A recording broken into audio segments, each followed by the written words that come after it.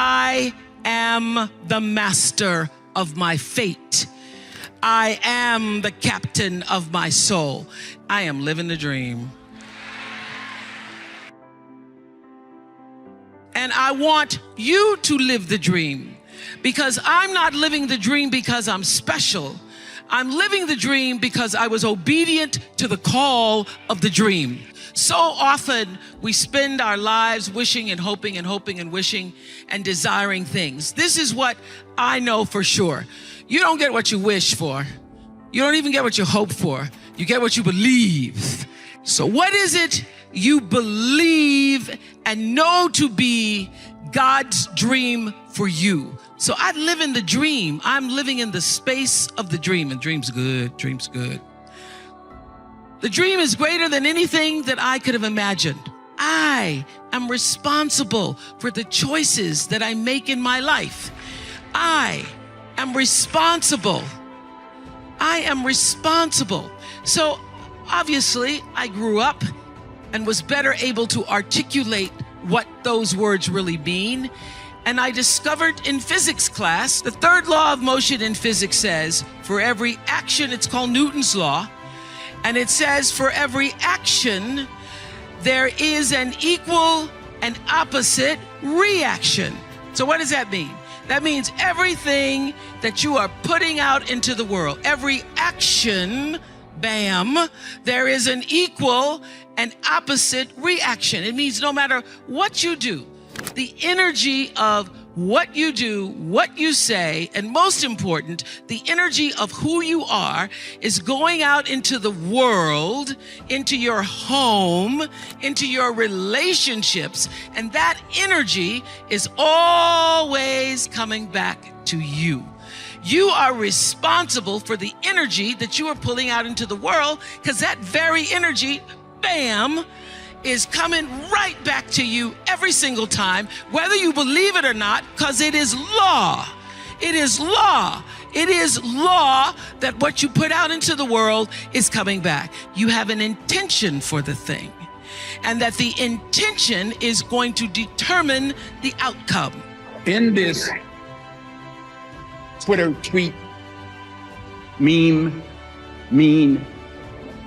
world that we've created for our children, the least we can do is consider what we've done and think about the young people, the future, and individually, collectively do the best we can to try and turn this thing around. I blame no one. I look in the mirror. On the other side of it, what an opportunity we have, because tomorrow's the first day of the rest of our lives. Everybody wants to fulfill the highest, truest expression of yourself as a human being. That's what you're looking for. The highest, truest expression of yourself as a human being. And because I understand that if you're working in a bakery and that's where you want to be, and that may be what you've always wanted to do, is to bake pies for people or bake cakes for people or to offer your gift, then that's for you. And there's no difference between you and me, except that's your platform. That's your show every day. So my understanding of that has allowed me to reach everyone. To reach everyone. And there's no way that you wouldn't, because that's what I truly feel. So I was torn between what the world was saying to me and what I felt to be the truth for myself. It felt like an unnatural act for me reporting, although I knew that to a lot of people it was glamorous. And I started to just inside myself think, what do I really want to do, what I really want to do. And I will say this, knowing what you don't want to do is the best possible place to be if you don't know what to do. Because knowing what you don't want to do leads you to figure out what is it you really do want to do. Overcoming failure, or even life in general through this whole process, is an inner journey. And I'll explain what I mean by that. One of our biggest challenges with failures is that we start worrying about others' approval and validation. That we're worried about breaking the mold because of what people would say. We're worried about taking a risk because we don't know how someone's going to react. I said, what's the most difficult thing you've ever overcome in life? Through my head ran sports injuries, ran health challenges, ran emotional challenges. All these different thoughts ran through my head. And the answer came to me, and I said to myself, it's not even something I've overcome, but I felt it was the right thing to share. I said that one of the most important things, or one of the most difficult things that any of us can overcome, and I haven't overcome it, is living for the perception of others. That's actually one of the most difficult things we can overcome. When we forego the voice of our ego and tune into the voice of our intuition, right? A voice of our ego says, what will people say? The voice of our ego says, what if you don't make it? The voice of our ego says, this part will be safer. This path is better trodden on. And the voice of our intuition is saying, but you don't love that, you love this. This is your heart's calling. This is what's gonna make you happy every day. If you can make this work, it will be phenomenal. And that's why I always remind myself, and I've been saying this to myself for years, when I've done jobs I didn't like, when I've done jobs that were okay, and I've done jobs that I always said to myself, I'd rather die trying to make a difference and not succeed than don't try at all. Because what's exciting is the journey of every day growing and becoming the person I think I need to be to attract the goal that I want. That's more exciting to me than even reaching that goal. Believing every day that it's possible, believing that it's possible, looking at that limitless possibility and working in that way. Therefore, a lot of the challenges we have are simply to give us responsibility for the success that we're about to take on. I hate plan B. And I tell you why. Because we have so many doubters. We have so many of those people that say no and you can't do it, that's impossible.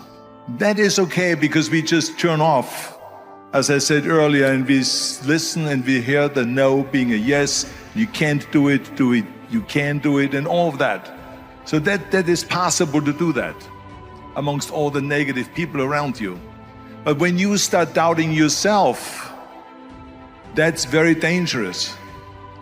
Because now what you're basically saying is that if my plan doesn't work, I have a fallback plan, I have a plan B. And that means that you start thinking about plan B, and every thought that you put into plan B, you're taking away now that thought and that energy from plan A. And it's very important to understand that we function better if there is no safety net. Because plan B becomes a safety net. It says that if I fail, then I fall and I get picked up and I have something else there that will protect me. And that's not good. Because people perform better when there's no safety net. People perform better in sports and everything else if you don't have a plan B. I'm telling you, I've never ever had a plan B. I made a full commitment that I'm gonna go and be a bodybuilding champion. I made a full commitment that I'm gonna be in America. I made a full commitment that I'm gonna get in the show business and I'm going to be a leading man. No matter what it takes, I will do the work. I will do the work over and over and over until I get it. So to me, it is very dangerous to have a plan B because you're cutting yourself off from the chance of really succeeding. And the reason, one of the main reasons why people want to have a plan B is because they are worried about failing. What is if I fail, then I don't have anything else? Well, let me tell you something, don't be afraid of failing because there's nothing wrong with failing. You have to fail in order to climb that ladder. There's no one that doesn't fail.